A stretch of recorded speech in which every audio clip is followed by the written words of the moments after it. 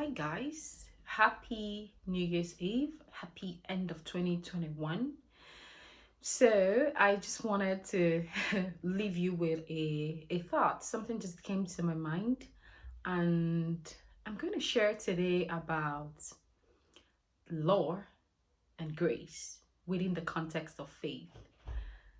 And why I decided to make a video is because I want to share a short story, and I'd like you to think whilst you listen to this story. Yeah. So imagine that you were driving on the road and you did not have your seatbelt on, or you were driving on the road and you were speeding, and suddenly a police car flashes you at the back to make a stop. Right.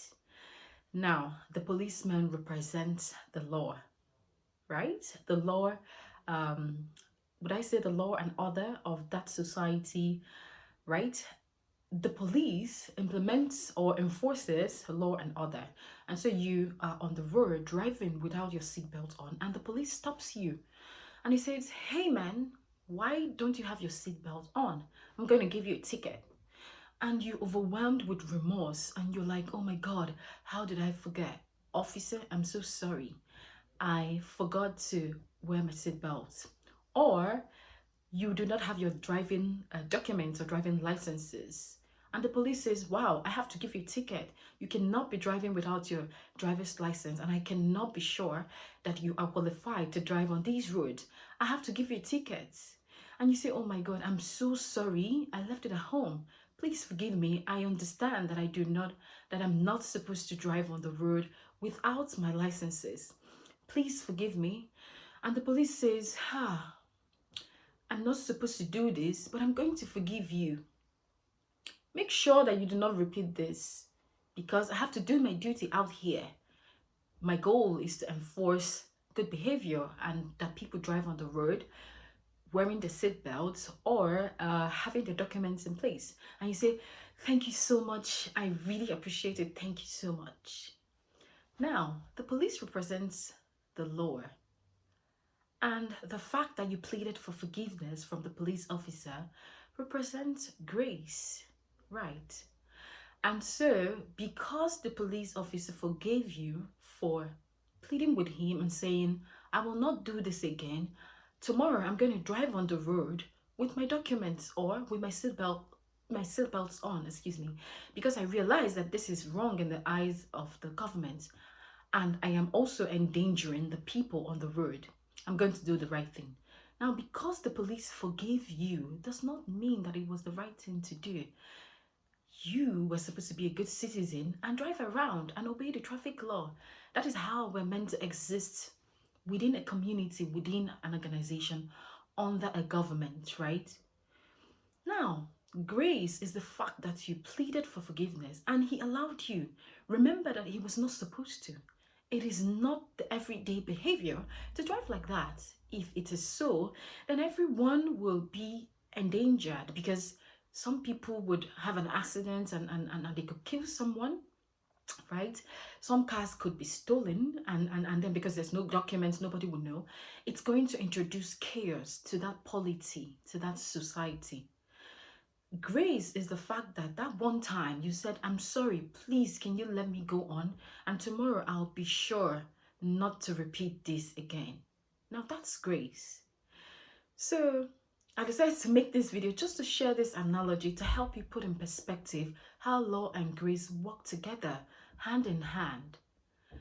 Grace does not completely overrule law. There are some people who say that because grace has been introduced through Jesus Christ, it means we should not stick to the law of God, right? And then they say, "Oh, you have to, grace has, over what's the word? Grace has overshadowed it all, and you just live by grace. You just live by grace. You can just do things, grace is there for you. You can just ask for forgiveness. Grace is there for you." Remember that that person that the police stopped cannot continue to repeat that fault. He's going to make the police officer who forgave him to look like a fool. Imagine after forgiving him for that first time, and the police officer sees him again with the same fault, what do you think the police officer would do? He's going to make the police officer look really foolish. And so there is this quotation by the Apostle Paul that says, "Shall we continue in sin that grace may abound? God forbid. You will not continue to disobey the rules, not wear your seatbelt, driving around without your documents, driving past the traffic light when it says stop, and you expect that the police officer will continue forgiving you." It's not that the police officer does not want to forgive you. It is that he has to do his duty, the very reason why he is paid. And so if he does not do his duty, you are going to inspire other people to start disobeying. And so you're going to introduce chaos in the society. So grace does not overrule the law. Grace helps you to continue to obey the law, right? And when you have grace in your heart, or when you have the grace of God, you're overwhelmed by the love of God, and you naturally do these things. You naturally would not even wait for the police officer to catch you. On your own, you're going to remember that I live and exist within a governance, within a polity, within a society. I have to do things the right way because I have to be an example. And this will make you to drive, to go into your car, put in your seatbelt, get your documents ready, drive safely with the thoughts of your neighbor in your head, drive within the speed limits, and just do things the right way, not just for you but for your next door neighbor, not just for you but to show that you are mature and that you do not, that you're not taking for granted the law and order or the police officer. Imagine if everyone did what they wanted because grace is there. And I wanted to share this because I wanted you to see it in this picture, right? There isn't anyone who doesn't want law and order in a place. Imagine you're an owner of an organization, right? For instance, when I started my organization, I wrote a constitution, how I wanted things to run.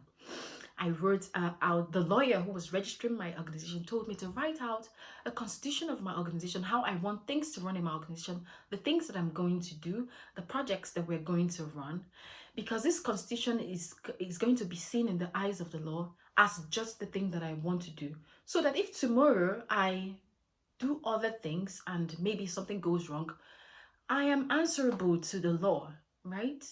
And so when I go out there, I have to work according to what I have written down. People have to come into my organization and see how we do things and see how we work.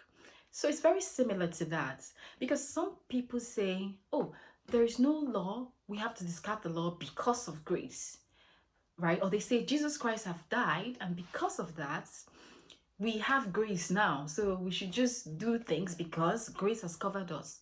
It is true that grace has covered us, but it is even because of that grace that helps you in times of need, in the times when you have erred, in the times when you have unknowingly left the house without your seatbelt and the policeman caught you, and you say, oh, I'm so sorry.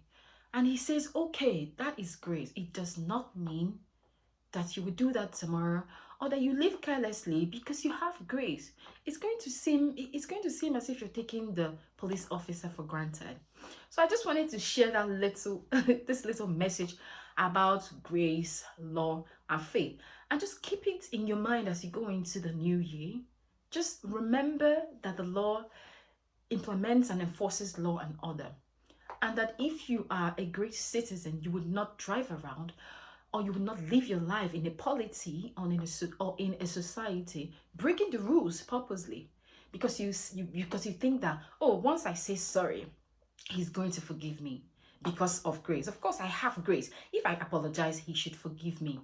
No, it doesn't work like that. And I hope that this analogy that I made has helped you to put it in perspective as you live your life, realizing what a great gift that grace is, and that grace is here to be with you as you go through life in your time of need.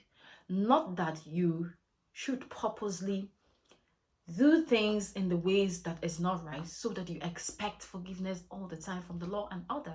Even in our world and in our polity and in our society, you wouldn't even do that.